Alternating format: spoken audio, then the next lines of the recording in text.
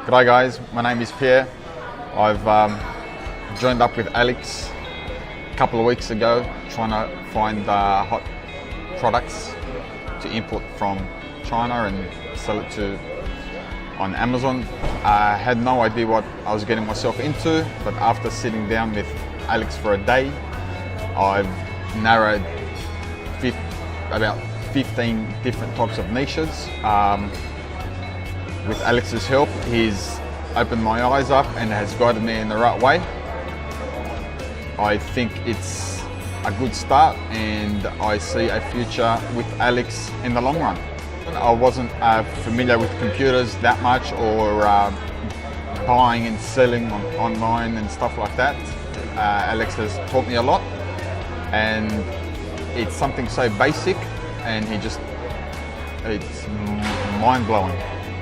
We emailed and contacted the suppliers requesting some feedback, some samples. Now we're in the process of negotiation and hopefully shortly we'll be up and running. Yes, I am. I think the own label branding is a good choice. Alex has mentioned a few things and I believe it is a good idea because it's something which sort of belongs to you and it's good for marketing.